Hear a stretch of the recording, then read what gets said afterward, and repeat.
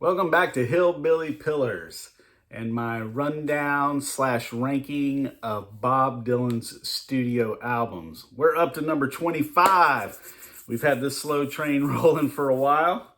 And here we go. At number 25 from 1973, it's Pat Garrett and Billy the Kid.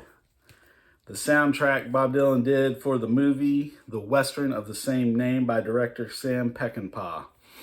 One of the interesting things when I was thinking about this album was I went to Spotify. I didn't know this offhand, or at least I haven't looked at it at some time. And I assumed that Knocking on Heaven's Door off this album would be one of Bob Dylan's most streamed songs. But I was shocked to see that it was far and away the most Bob Dylan streamed song. It's, their counting thing, whatever, on Spotify had it north of 800 million, I think, and it was nearly double like a Rolling Stone. So I think it's one of those interesting entries in like major artist catalogs. It seems like you'll often find this simple, maybe kind of an outlier in these greats music being the like most popular song. Neil Young, right? Heart of Gold. I checked real quick. That's his most streamed song. Has very similar. It's very short. Gets to it. Frankly, has a little bit of a country feel, kind of like Knocking on Heaven's Door does. And then who was the other one I thought about? Oh, Willie Nelson, On the Road Again. That was for a film. I didn't check him out. I wonder. I would bet that's his most streaming song, but I don't know. I could be wrong about that. I mean, we're getting into Spotify metrics or whatever. But I think you can often see that. And this is kind of one of those, my stand on business things in my arguments for Bob Dylan's epicness is like, he wrote a Western and it was for a specific scene. I'll always laugh because the actor was Slim Pickens, which is always kind of funny to me. I don't know. As a sheriff, and there's just two verses in Knocking on Heaven's Door, and they both directly reference what's happening in the scene in the film. And but anyway, that's just one track. But this is another great record, a go-to for me. Like I mentioned earlier with Triplicate, as far as like a mood album, and also it kind of works as like I'm doing something else, I'm working or whatever, and I'm not like cold beer in hand, ready to like totally vibe into an album. It's a great one I like to put on. It's just got a real cool feel to it. On YouTube here, there is a fantastic cover of Billy 4, which is kind of just the main track about Billy the Kid's journey in the film by Dave Rawlings and Gillian Welch, which to me, they're kind of like maybe the perennial like cover artists right now. They do not miss when they cover a song, and I just like them so much anyway. I recently saw, what was it?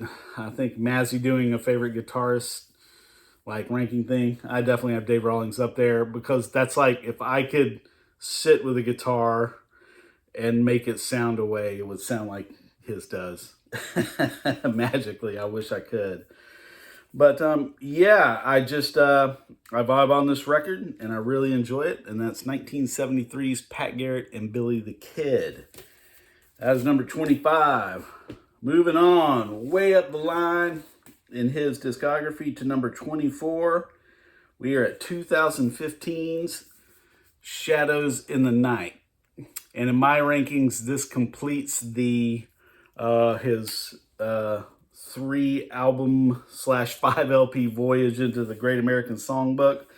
This is my favorite, and I was actually, this is kind of, rankings are dumb. I was actually a little disappointed in myself because I really tried to hold myself honestly to this as far as, once again, I'll reiterate, this is favorites because I wanted this to be higher, but to emphasize how much I really do enjoy this record. But I had to be honest within the context. I was like, I can't justify putting it any higher. But I really have since it came out.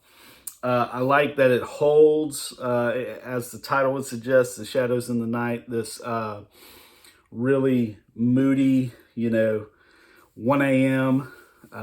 Stroll through a city type of energy. It's a great selection of songs, done wonderfully and really interesting. And it's kind of an interesting thing in my life as a Bob Dylan fan. Going back, I got into him around when I was finishing high school, around 92, 93 to date myself.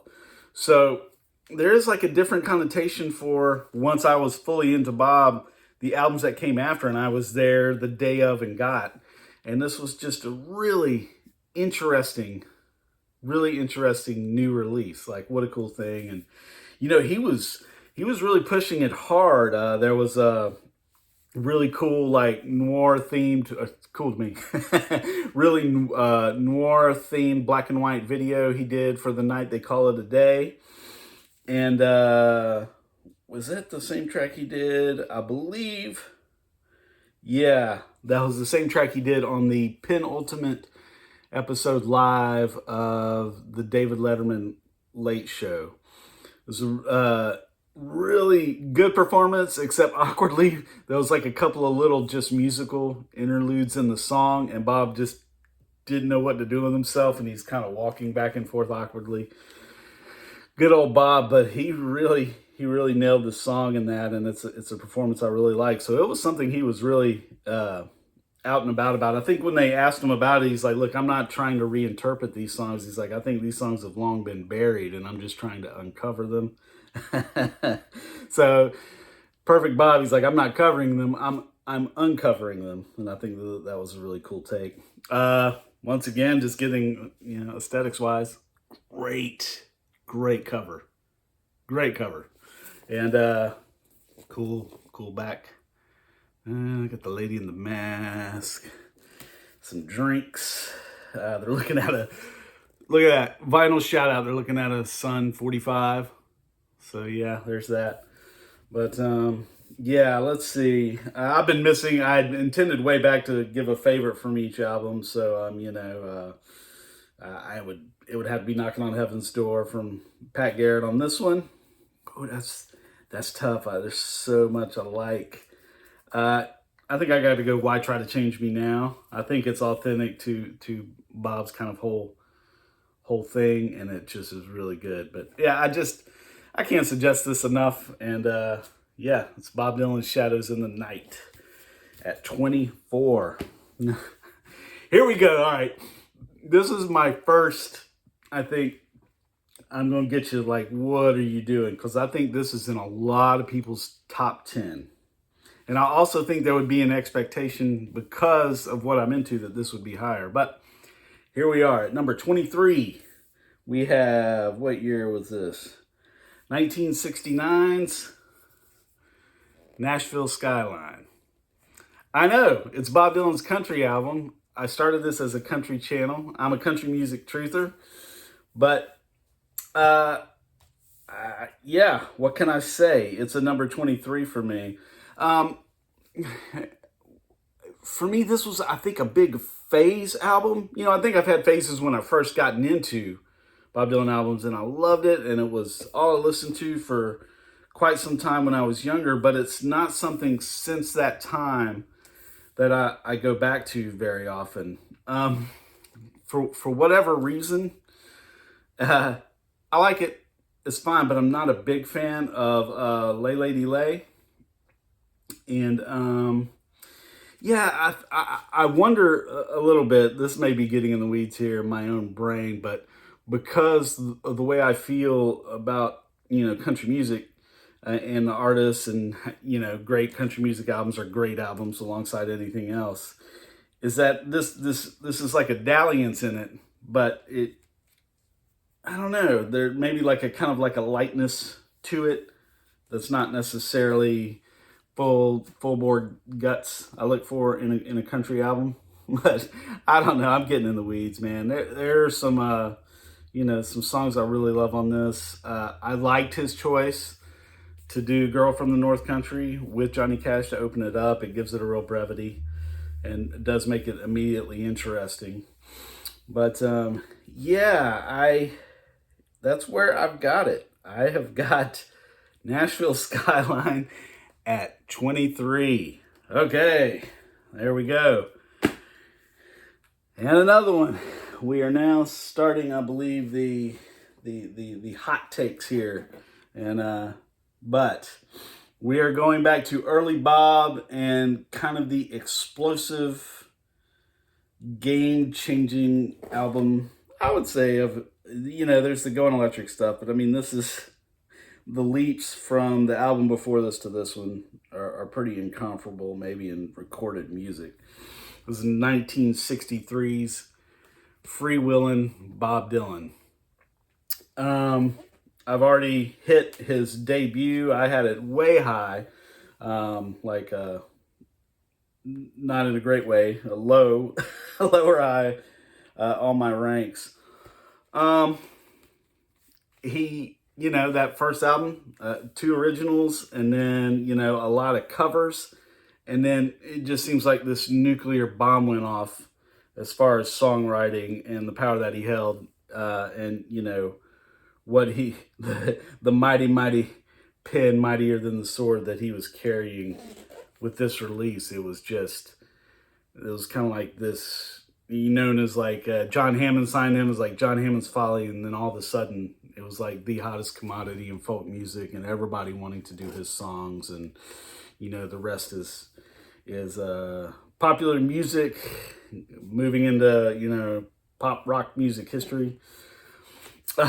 As I was doing the rankings, I looked at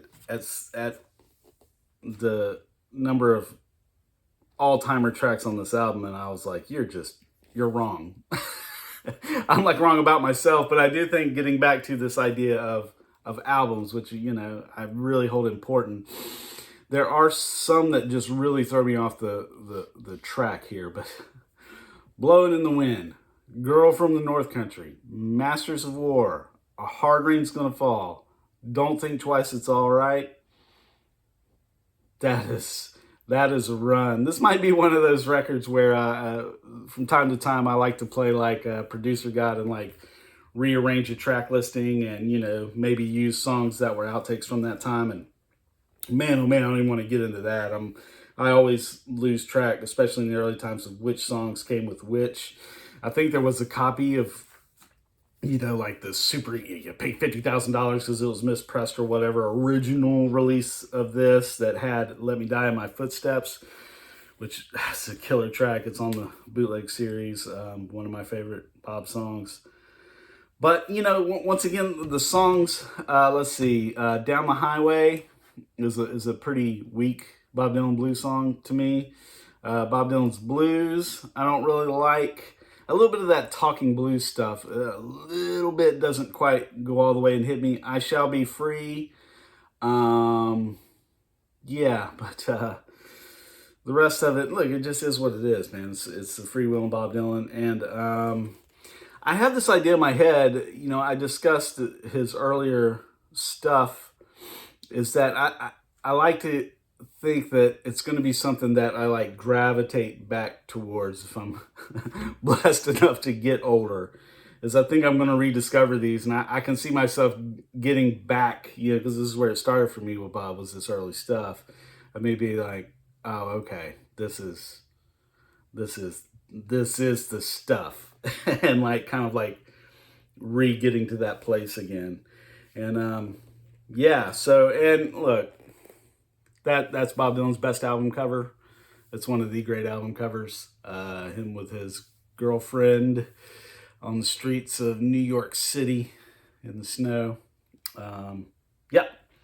So there we go at number 22, which leaves one more for this chapter. And this is one I see super low on a lot of lists. I get it, but I don't. And, that's why you do the rankings. And, yeah, we're hopping forward in our Bob Dylan time machine. Our flux capacitor is at full strength for 1980's Saved. Well, that looks like a Bible tract you would get from somewhere. Yes, 1980 Saved. Sound is great to me. I think it's a great sounding record. I have a really funny story about this one, is that, and going back to an earlier ranking thing, this was another album I had talked about. My honeymoon was in Budapest, if you didn't watch the earlier video, and I had never been overseas. And it was kind of like you would expect. It was kind of like everything was a little outdated, and the only Bob Dylan stuff they had were 80s stuff. So this is the copy I got from Budapest. So this is it. This is my copy of Saved. And my friend Ben, who I've talked about, who went with me to a lot of Bob shows and has been a Bob Lifer fan with me, was homeschooled by his mom. His mom was a really religious lady, which for him just kind of meant like, man, once he was like 15, he just started working full time at jobs. And he's now an attorney now. He's done well for himself.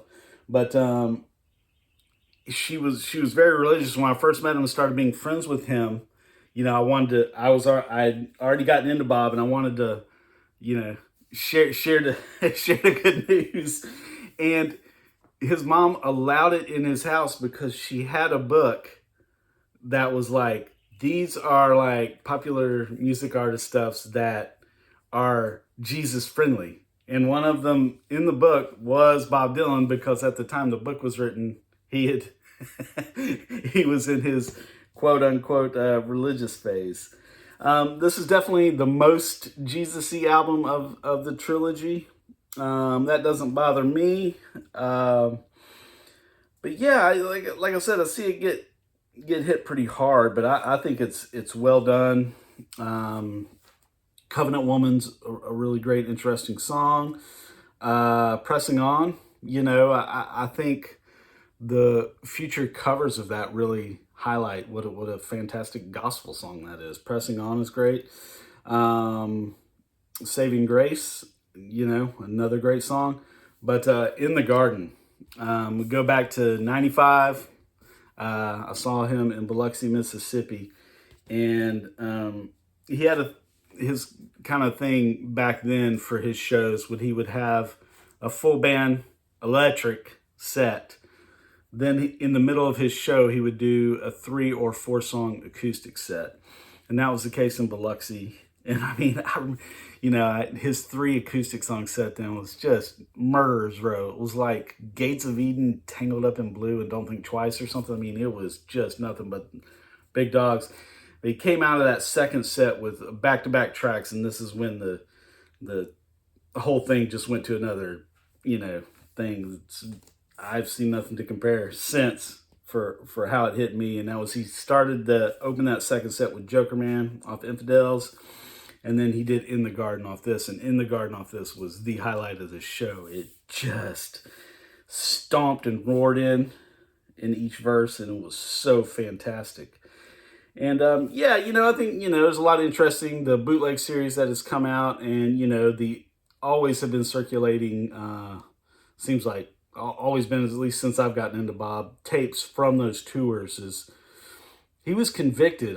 I certainly believe that. He'd had a heart-changing experience, and, you know, he's never been more outwardly giving, obviously, in his performance, in his singing, than he was during this period. And I think the songs on this album reflect that. And yeah, I am a fan of Saved. All right, we have gotten up to number 21. So, man, we are getting to it. We're about to be in the top 20 of my rundown of Bob Dylan albums. Thanks for tuning in. See you next time.